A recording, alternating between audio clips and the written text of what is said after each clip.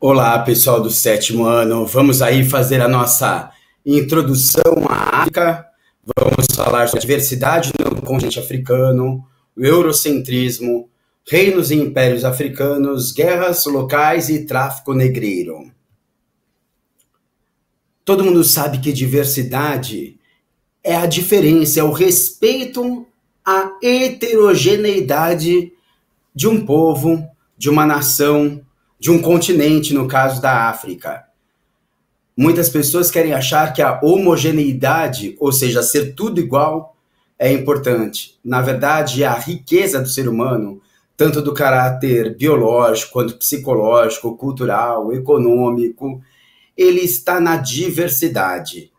E por mais que a Europa, os conquistadores europeus, nos vários séculos, tenham tentado nos dar a entender que a África é um continente único, com pouca variedade, ora um lugar inóspito, ora um lugar selvagem, ora um lugar de fome, ora um lugar de pouco desenvolvimento, a verdade é que a África é um mosaico. A África, ela tem uma diversidade, uma heterogeneidade que poucas pessoas podem imaginar, né?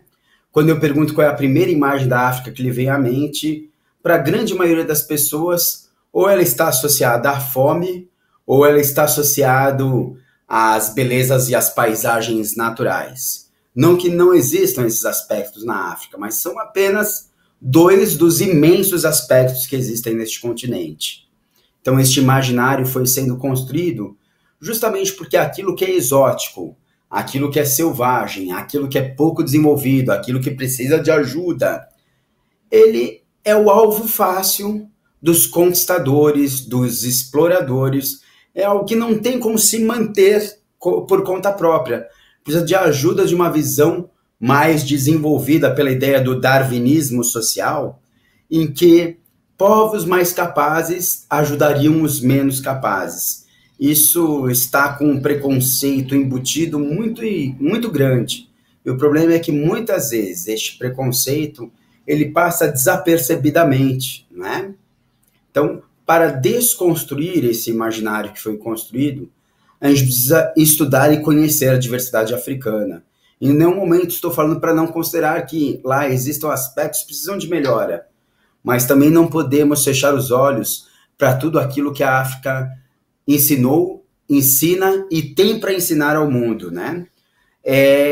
Esse imaginário está tão construído que às vezes quando a gente fala que o Egito, com as suas pirâmides, com as suas esfinges, com todo o seu progresso, está no continente africano, algumas pessoas acham estranho. Falam, não, o Egito na África, o Egito está no nordeste da África e poucas pessoas se dão conta disso conscientemente, né?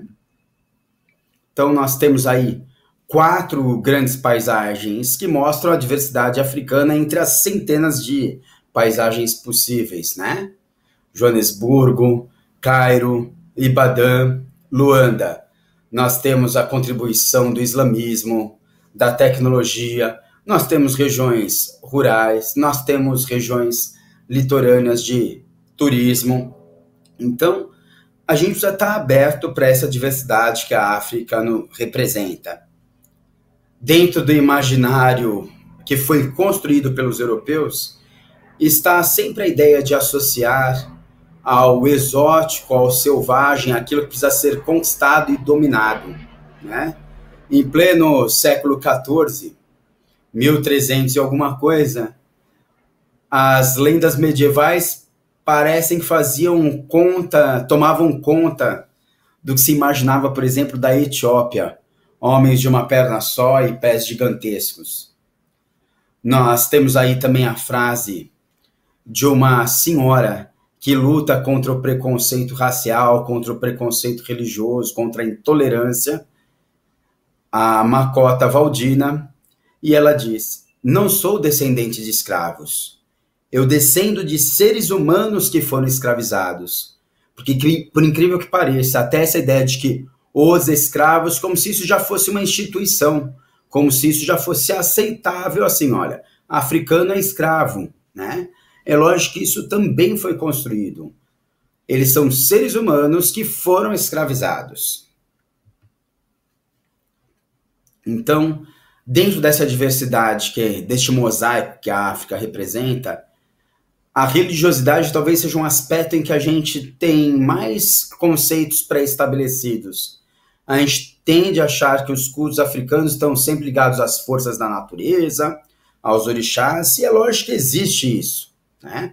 Mas mesmo quando a gente representa isso, é muito comum a gente não respeitar essa ligação com a natureza, esse politeísmo. Não estou falando que você precisa acreditar nem concordar, só estou falando o respeito à diversidade.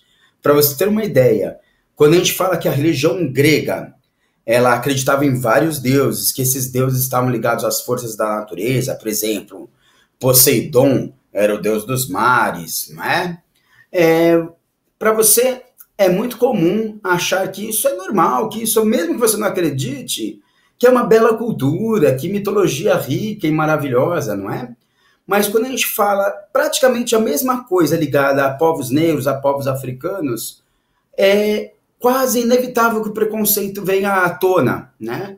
Quando você fala que os africanos eram politeístas e que eles tinham, por exemplo, uma divindade ligada ao mar, Iemanjá, as pessoas já falam, nossa, mas será que isso não está ligado a nenhuma seita, será?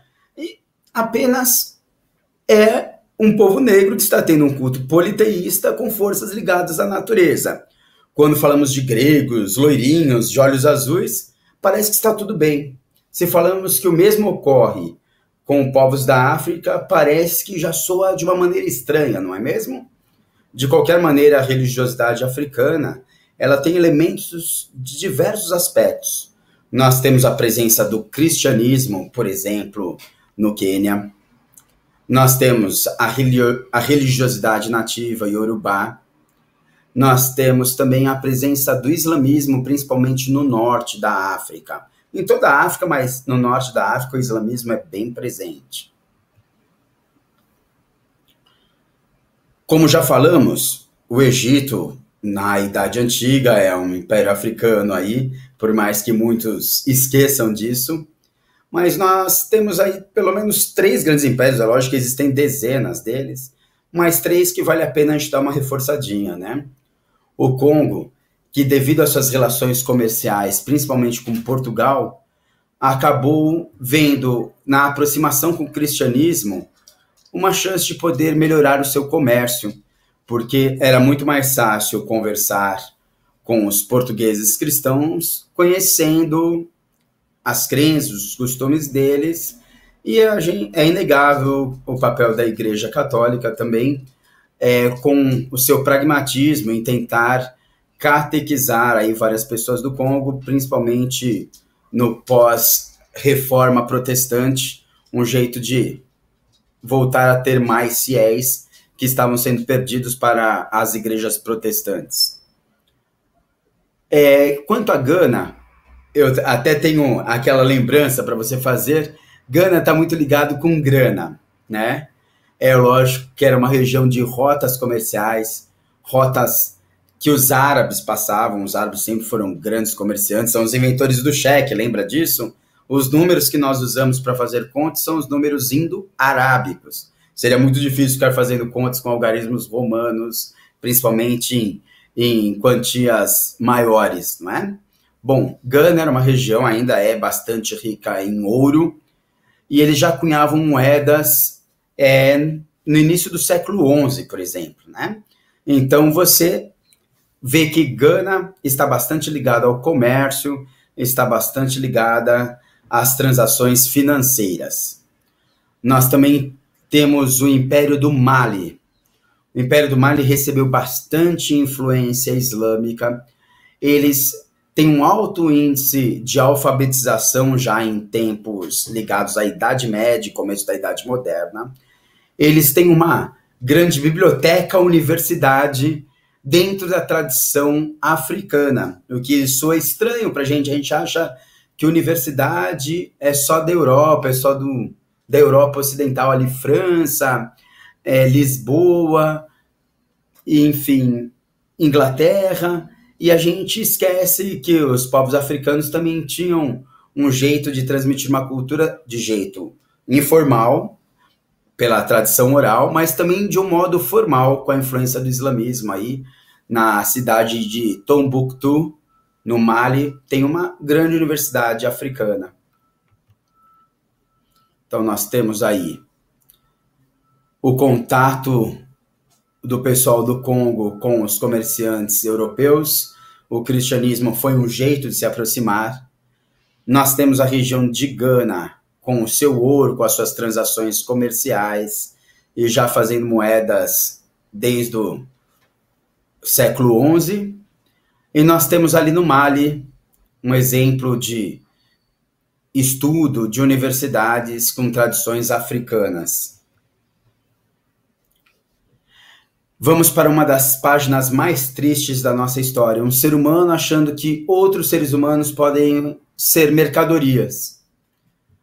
Na verdade, os europeus aproveitaram do seu uso de armas, do espanto que causavam ao chegarem no continente africano, e estimularam, às vezes, rivalidades locais, muitas vezes fornecendo armas para dois grupos rivais e fazendo eles lutarem entre si, às vezes oferecendo armas para um e não oferecendo armas para o outro, e em troca dessas armas, de rum, de outros produtos europeus, querer humanos como mercadoria, né? Ou seja, para trocar por esses produtos, humanos das tribos rivais.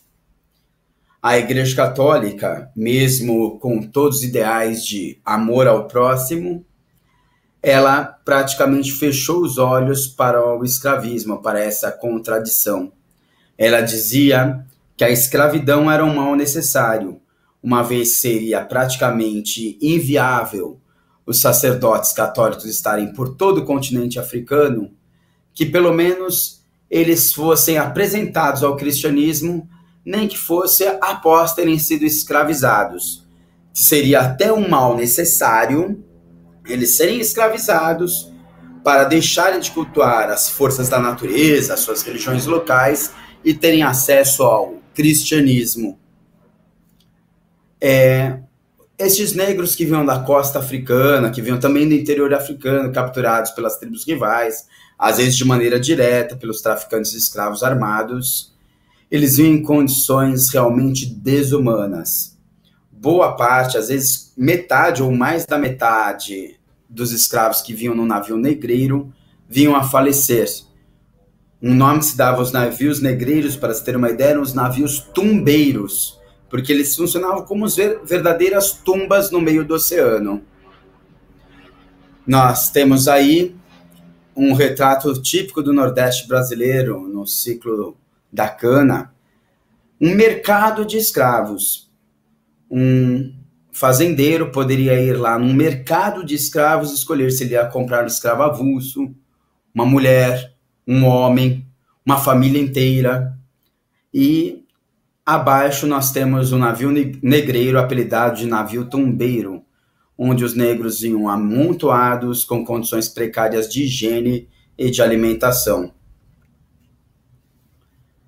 Essa apresentação está disponível em gg.gg/africaslides. Se você quiser dar uma olhadinha nesse vídeo ou recomendar para outras pessoas, o link fácil para ele é gg.gg/africayoutube. E se você quiser testar os seus conhecimentos, 5 testes valendo 2 pontos cada em gg.gg/africaforms. Espero que este assunto tenha sido útil e que você se interesse cada vez mais pela África, porque ela é o berço da humanidade. De alguma maneira, algum dos nossos ancestrais foi africano. Se você for pegando a sua linhagem, em algum momento vai chegar na África, porque todos nós, até que a ciência prove o contrário, somos descendentes do Australopithecus, que surgiu no continente africano. Um grande abraço para todos.